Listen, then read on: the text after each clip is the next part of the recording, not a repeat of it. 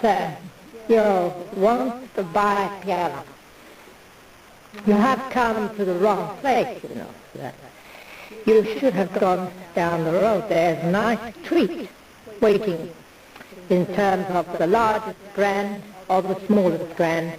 They have it, you can guarantee. Names you could not wish to better brands than you have ever known. Have you heard of people like Michio Suzuki? You have, but you don't know who they are, no. Have you heard of people like Lord Stokes? You haven't heard of Lord Stokes.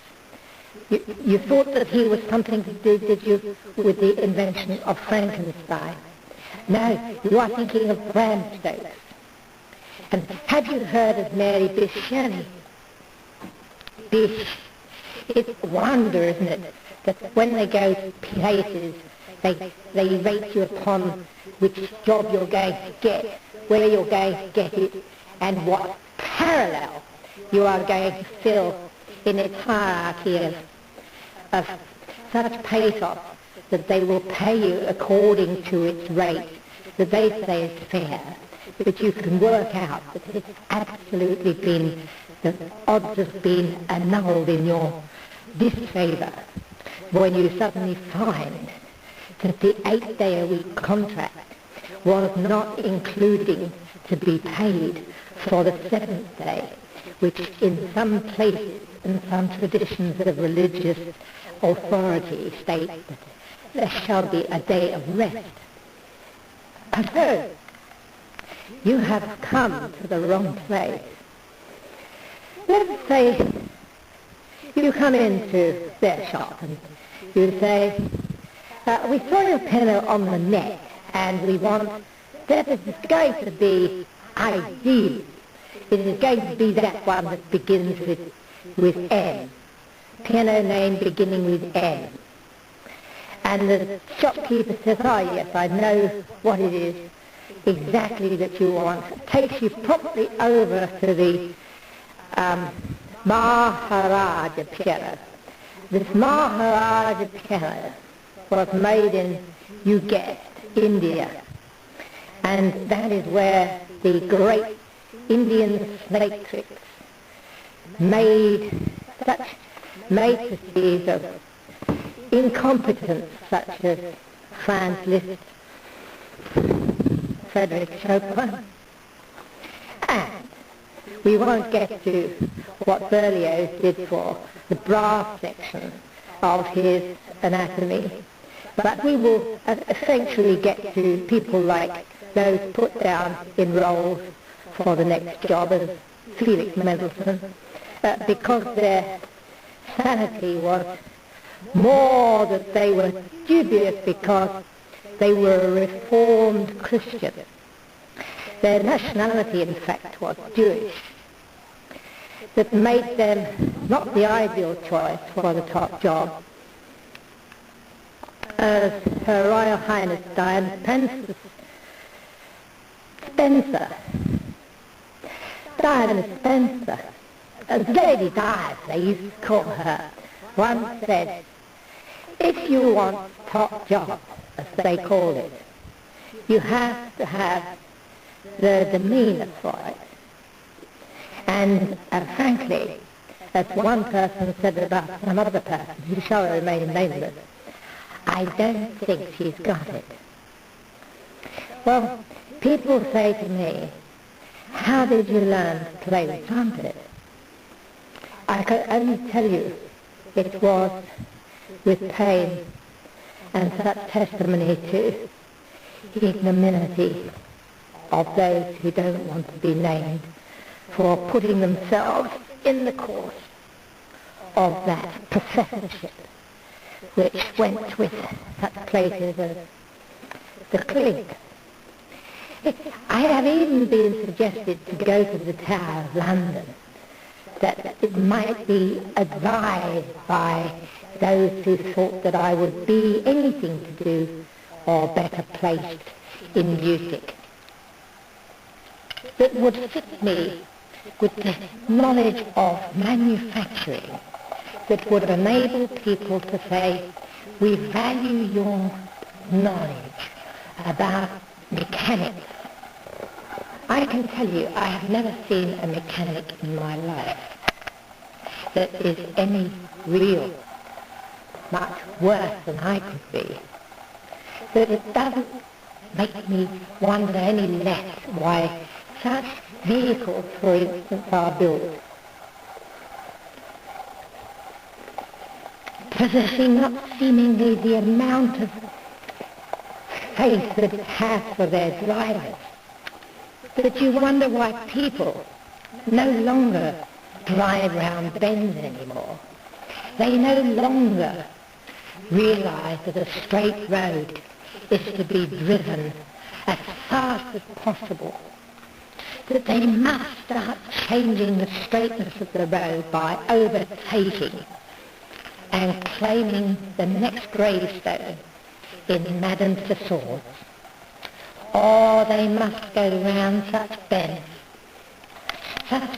that Bertha Benz, when she was on her first trip in the Mercedes, said effectively to the chemist, if you cannot fuel this Mercedes, we'll have 46. And they said, I'm sorry, madam, we don't know what you're talking about. She said that the Mercedes was rather afraid that she would have to push me further than she already had, because I am running out of steam.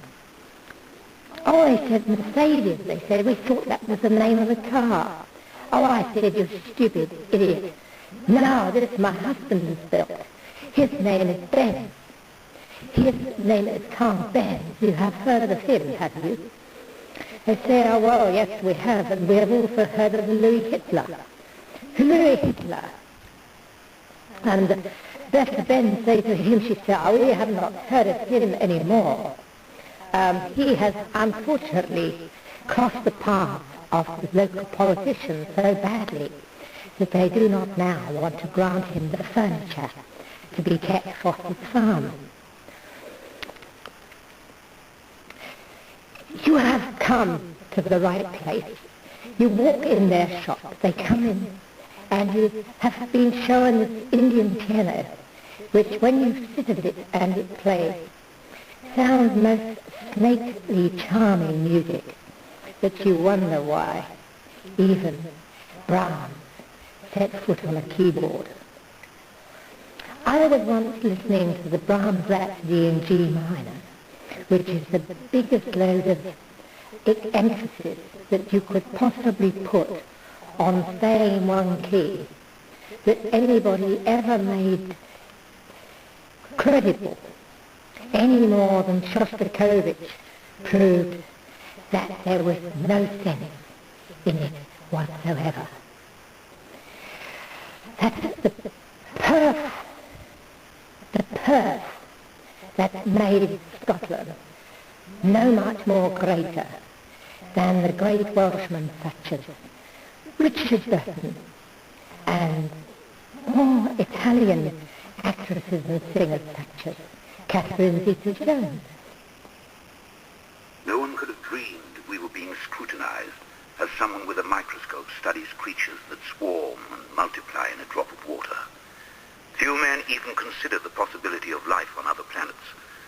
And yet, across the gulf of space, minds immeasurably superior to ours regarded this Earth with envious eyes. Who, frankly, these people, they have come out, haven't they, with some of the finest performances. And who was that winner on that talent show, the lady with the song by Mr. Lloyd Webber and lyrics by Mr. Tim Rice? And she won, I think it was it £50 million or something, singing this song. And I have to say, it's one of the loveliest songs I have ever heard. You know, when I went to school, there were no people such as Richard Burton who could sit at a table and in their best Welsh accent say, "Oh, are you speaking to Himmler's brother?" which was, as you know, the film where he goes there, and you may look up the exact script. Or that classic lines of Catherine Zeta-Jones, when, for instance, she was asked to play with that famous star who was, I've forgotten his name now, the bonds of memory depart, don't they, when you get beyond 21. The bonds of memory of the great man who played in the Anderson tapes was in fact his namesake, who's one of the greatest bonds ever created, except that nobody who was really James Bond, would want their drinks hung, drawn and quartered. No, they would of course want them shaken, not stirred. You have come to the right place, and you have heard the piano, and you've told the salesman, I am going to think about this piano. I'm going to go home, and I'm going to tell my wife about this piano. And maybe we will elect it for our absent daughters. And like a good person, you say, well, if you would like free delivery, and you would like your daughters, you say, you have two. He says, yes, I have one by my first wife's marriage, and one by my second, which is the current one, and the son, which was a complete B, I cannot say it, because unfortunately he used to go and listen to the works of Beethoven near the banks of the Thames, to the annoyance of a local passer-by once, who, when he was constructing paintings for, if you've heard of the Australian painter Rolf Harris, had to overlook the fact that the music for the Royal Fireworks had a problem on the Thames for the celebrations of King George, in that the composer who had composed the fireworks music was not allowed to say where the timpanis went. So you go to the shop, you're going to tell your salesman all about your daughters and your complete son, whose name, let's call him Luca. He knew, he is the genius of the family. The two daughters, and if you wanted not only free delivery, they offer to give you, you know you've gone to the right shop when they offer to give you the free piano as well with the free delivery. You get two pianos for two daughters, and they have not come up with anything for your son. You can say, well, my God, look, what are you going to give to Stein, young Heinrich Steinway here? What are you going to give him to play? And the salesman, who knows his art very well, says, well, we have a nice piano over here. And you realise by that time that the salesman does not understand your son at all. The salesman is something of a wimp. I did not go to something of a school which you would call any use at all. In fact, people would come up to me when they knew how unfortunately brilliant I was, and they would say, who are you? And I used to say, I don't know. I'm her, aren't I? And they would say, do you believe in God? I avoided that question. That is a fatal one. If anybody ever asks you, for instance, what party you're going to vote for, what politician, when you put your tip next to UKIP, you would like to actually be in power, and when you have braced the fact that you will not get beyond the yellow lines outside the electoral office, you will of course be voting for, you guessed, you'll be voting for yours truly. But it is a dream, because most people who end up geniuses are unable to pronounce their own name. In fact, young Heinrich Luca Steinway was going to make some toast. Took the marmalade, the butter from the fridge, buttered the toast, put the marmalade back in the fridge, and suddenly realised when he was eating it that it wasn't Beethoven at all, because there was no marmalade on it. And you expect them to sing like that. Well, of course, I do, and that is why you're listening to me. Hierover zu verrassen.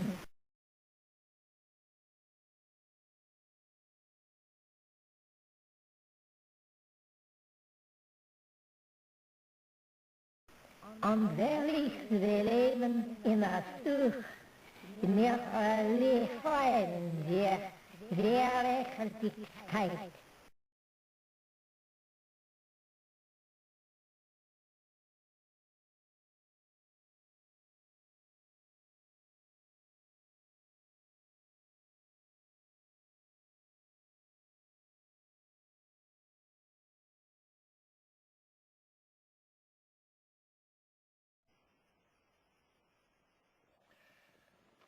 Oh, I am sorry. Do you think that you could limit it a bit?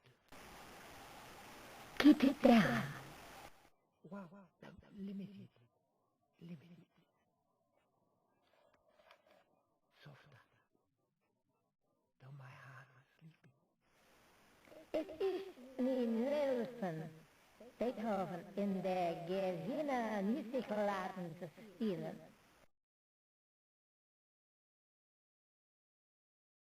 Es ist möglich, ich weiß für Beethoven. Es mag werden Beethoven erst mehr preußisch spielen, Robertson.